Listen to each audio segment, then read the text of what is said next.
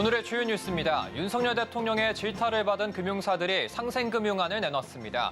하나금융, 신한금융 등 주요 금융사들이 소상공인과 자영업자를 대상으로 한 금융지원 방안을 마련했습니다. 한국 대표 농기계 기업인 대동이 유럽 시장에 본격 도전합니다.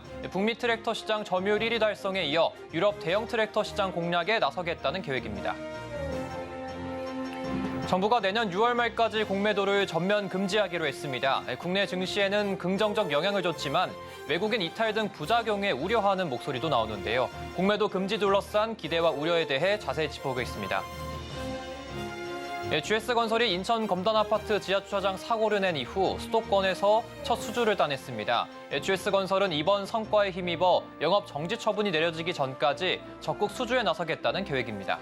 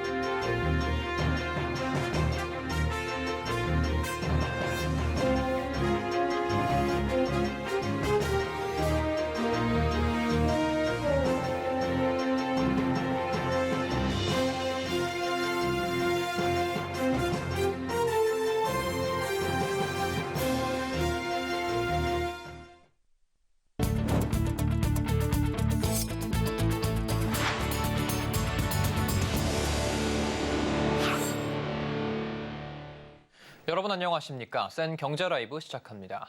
윤석열 대통령이 최근 금융권을 향해 종노릇 발언을 한 후 업계는 그야말로 초긴장 상태였습니다.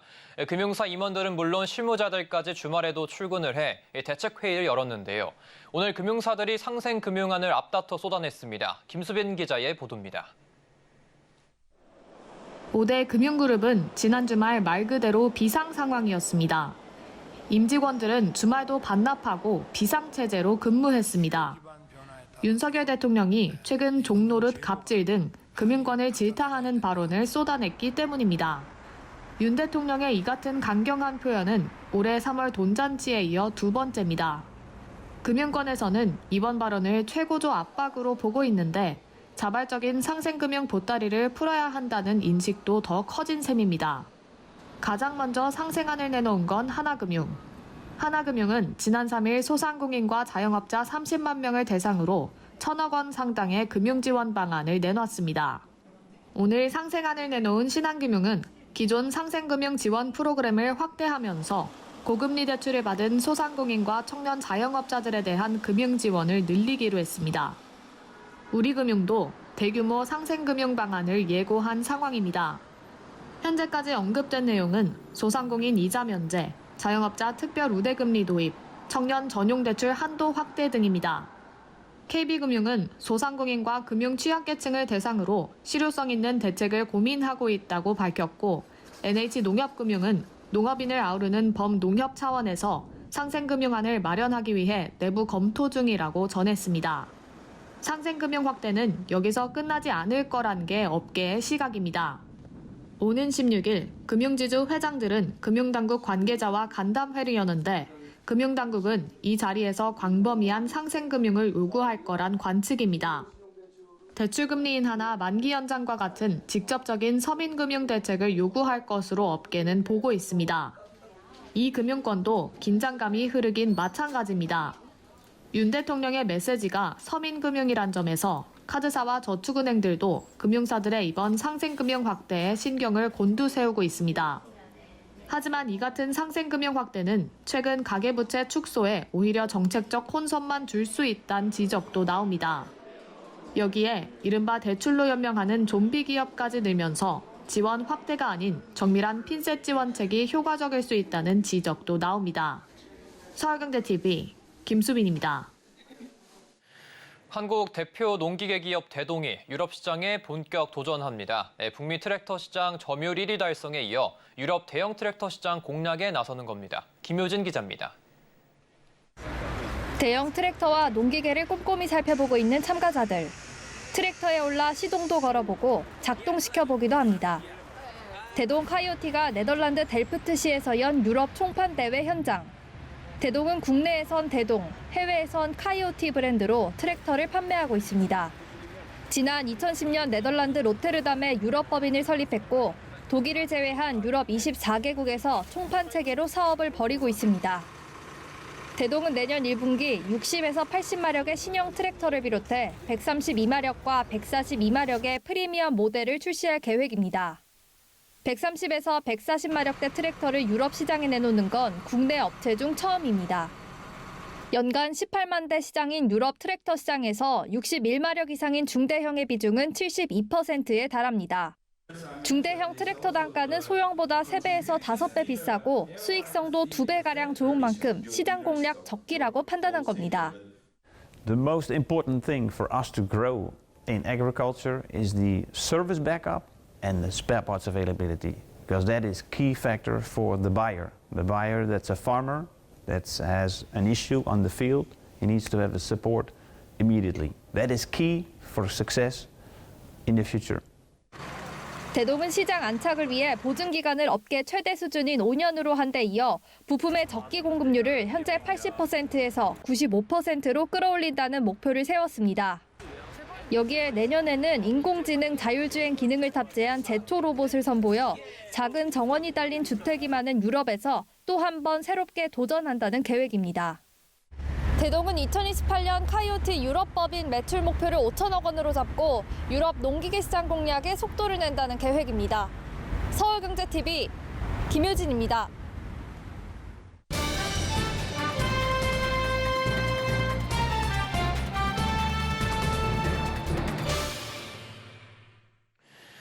정부가 내년 6월 말까지 공매도를 전면 금지하기로 했습니다. 그 효과를 두고는 우려와 기대가 공존하는 상황인데요.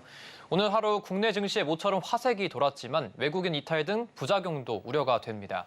오늘은 증권부 김혜영 기자와 공매도 전면 금지 이야기 짚어보겠습니다. 안녕하십니까? 안녕하세요. 예, 정부가 공매도를 전면 금지한 내용과 그 배경부터 짚어주시죠. 네, 오늘부터 내년 6월까지 국내 주식시장에서 공매도가 전면 금지됩니다. 대상은 코스피와 코스닥, 코넥스 전 종목인데요. 한정적으로 공매도가 허용됐던 코스피 200과 코스닥 150 등 총 350개 종목도 이번에는 공매도가 전면 금지되게 됩니다. 국내 주식시장에서 공매도가 전면 금지되는 건 이번이 4번째인데요. 일단 공매도의 개념을 조금 아셔야 할 텐데 공매도는 주가 하락을 예상하고 주식을 빌린 후에 싸게 팔고 이후에 싸게 사서 되갚으면서 차익을 얻게 되는 기법 중 하나입니다. 글로벌리하게 굉장히 널리 쓰이는 투자 기법 중 하나인데요. 문제는 다른 투자와 달리 기본적으로 주가가 하락해야지 수익을 얻어갈 수 있는 구조입니다. 이 때문에 많은 개인 투자자들은 이런 공매도가 증시의 하락을 유발한다라고 반발을 좀 거세게 해왔던 상황이에요. 특히나 최근에 2차 전지를 중심으로 상반기의 상승분을 모두 반납할 정도로 국내 증시가 많이 하락했죠. 이 때문에 개인 투자자들의 원성이 커진 데다 또한 최근에는 글로벌 IB들이 불법 공매도가 적발되는 사례들이 나오면서 공매도를 전면 폐지해야 한다라는 원성이 더욱더 커졌습니다. 이에 금융당국이 조치를 조금 나서게 됐는데요. 오늘부터 해서 내년 6월까지 공매도를 전면 금지를 하고 또한 글로벌 IB들을 대상으로 공매도와 관련된 전수조사에도 나선다는 계획입니다. 또한 이와 함께 불법 공매도를 적발할 수 있는 시스템도 구축할 것이라고 밝혔습니다. 네, 공매도 전면 금지를 둘러싸고 주식시장에서 현재 좀 엇갈린 반응이 좀 나오고 있다고 하는데 어떻게 반응이 나오고 있습니까? 네, 맞습니다. 기대와 우려가 공존하는 그런 상황입니다. 자, 일단 개인 투자자들은 환호하고 있습니다. 그동안 고전을 면치 못했던 코스피가 오늘 5% 넘게 오르면서 단숨에 2,500선을 회복하게 됐습니다. 코스닥의 강세는 더 두드러졌는데요. 아무래도 2차 전지 종목의 시가총액이 높다 보니 코스닥은 오늘 7% 강세 보이면서 839선까지 올라왔습니다. 오늘 장중에는 무려 3년 5개월 만에 사이드카가 발동되기도 했는데요. 반면 증권가에서는 이번 공매도 이 전면 시행을 놓고 우려의 목소리도 나타내고 있습니다.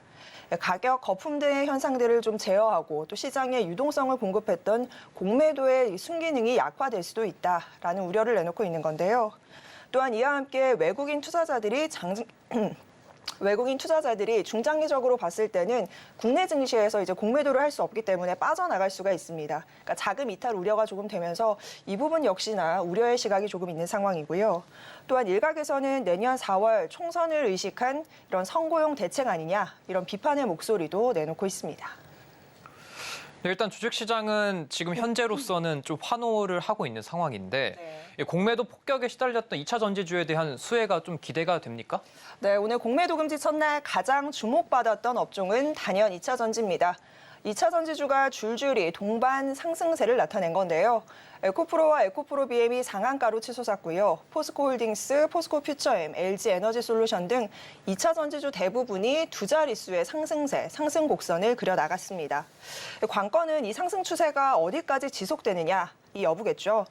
증권가에서는 이번 공매도 금지를 두고 일단 단기적으로 수급적으로는 굉장히 긍정적이다라는 시그널을 보내고 있지만 중장기적으로는 외국인들의 이탈 가능성이 좀 높은 것으로 분석하고 있습니다. 또한 공매도가 이제 금지되면서 거래 규모가 컸던 외국인 투자자들이 환매수, 그러니까 쇼커버링이 얼마나 들어오는지가 2차 전지의 주가 상승폭을 조금 예견할 수 있는 지표가 되긴 할 텐데요. 수급적인 부분에 있어서의 긍정적인 부분은 분명히 포착되고 있긴 하지만 아무래도 지금 2차 전지와 관련된 전반적인 환경은 좀 좋지가 않습니다. 글로벌리하게 지금 전기차 시장이 조금 둔화되고 있고 이 때문에 배터리와 관련된 2차 전지들의 전반적인 여건은 좋지 않은 상황이기 때문에 이번 공매도 전면 금지가 2차 전지에 얼마만큼의 긍정적인 모멘텀으로 작용할지는 조금 더 추이를 지켜보셔야 할 것 같습니다. 네, 오늘은 증권부 김혜영 기자와 이야기 나눠봤습니다. 감사합니다.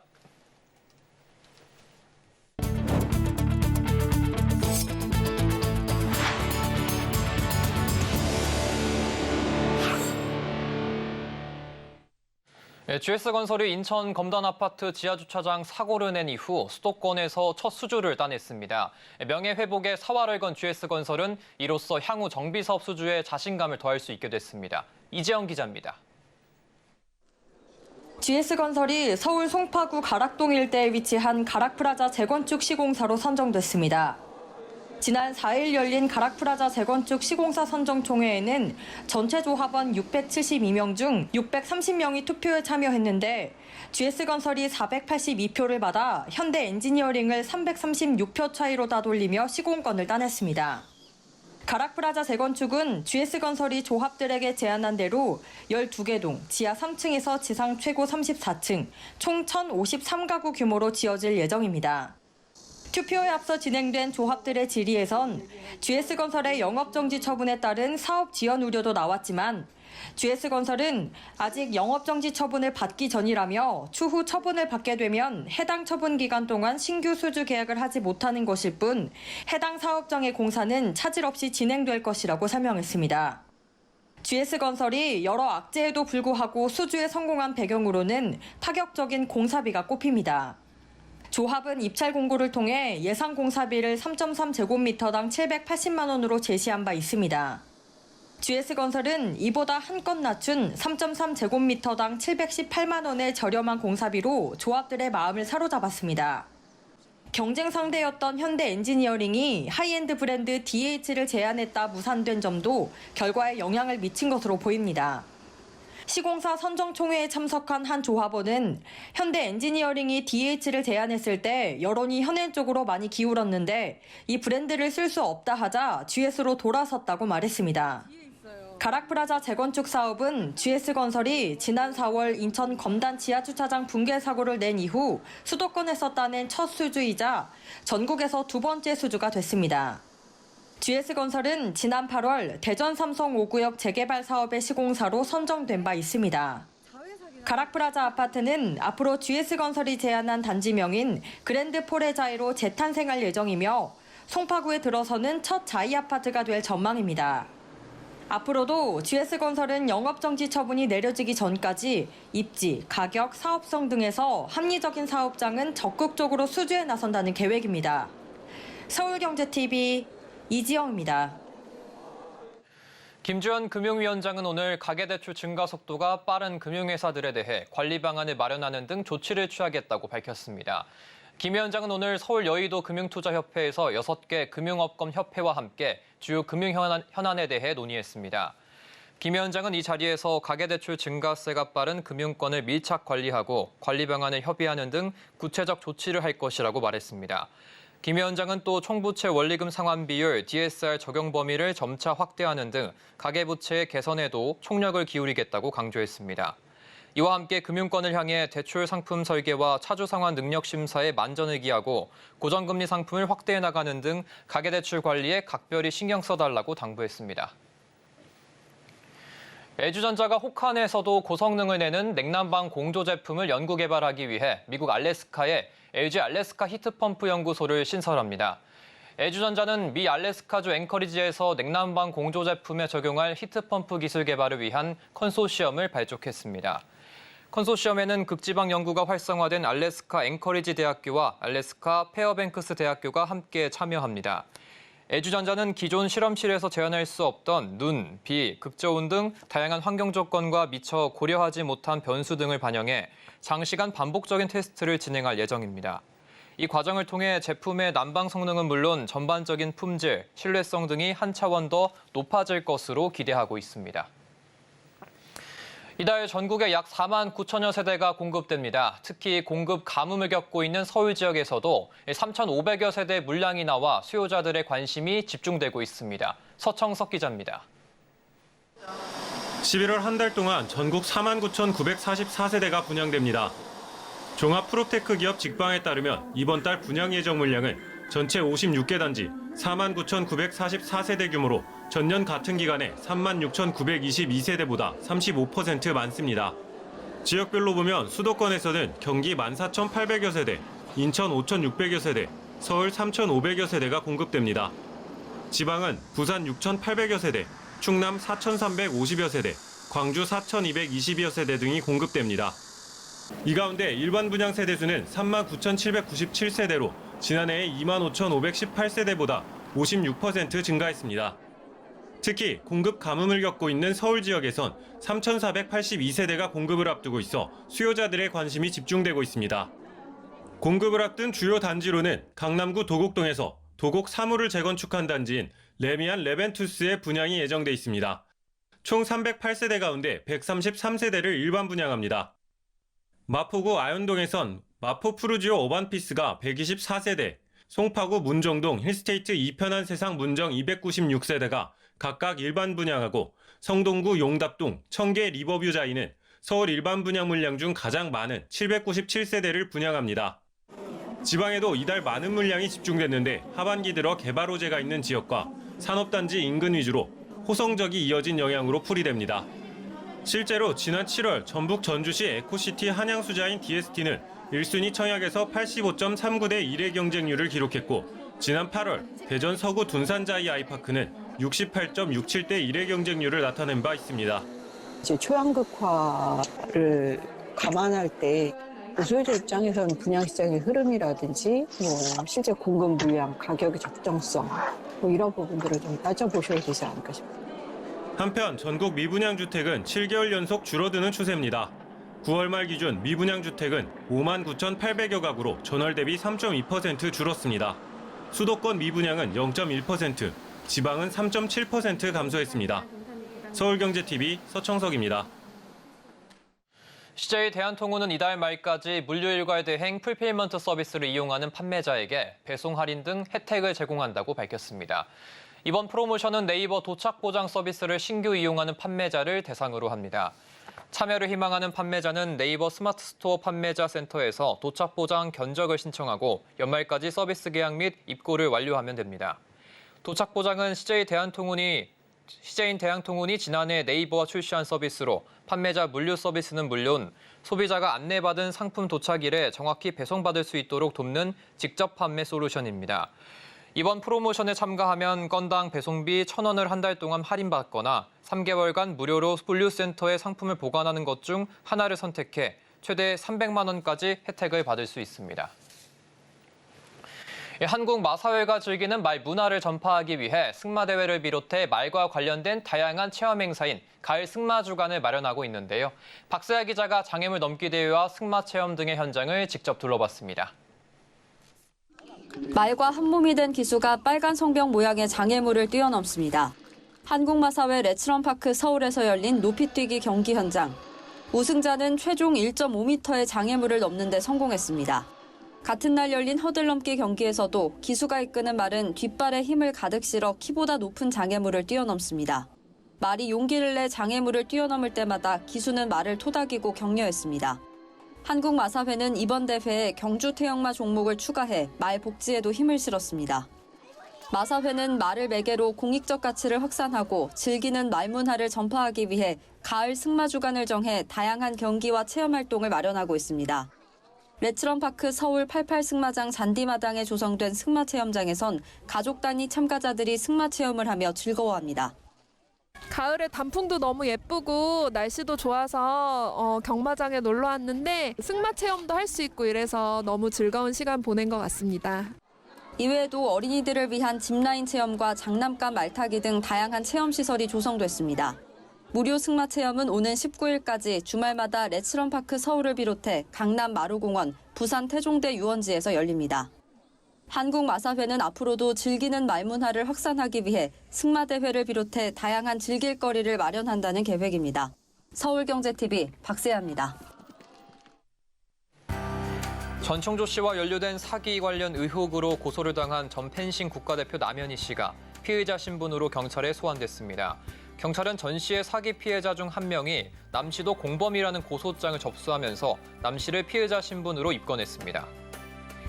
BHC 지주사인 글로벌 고메이 서비시스가 박현종 대표이사를 해임하고 신임 GGS 대표이사로 등기 임원인 차영수 사내이사를 선임했습니다. GGS 이사회 관계자는 악화하는 외부 경영 환경에 맞서 GGS와 자회사 BHC의 기업 명성과 브랜드 가치를 강화하고 지속 성장성을 추구하기 위해 이런 결정을 내렸다고 설명했습니다. 오늘 카카오톡 서비스에서 일시적인 발신장애 현상이 발생했습니다. 카카오는 스마트폰 안드로이드 운영체제 최신 버전 이용자 일부에게 일시적으로 카카오톡 메시지 발신 오류가 발생했다며 장애를 파악한 직후 조치를 완료했다고 설명했습니다. 현대백화점 그룹 계열 패션 전문 기업 한섬이 자사주 추가 매입 후 기존 보유분을 포함해 총 발행 주식수의 약 5% 수준을 소각한다고 공시했습니다. 단일 지주회사 체제로 전환을 앞둔 현대백화점 그룹이 주주가치 제고에 가속 페달을 밟고 있는 것으로 풀이됩니다.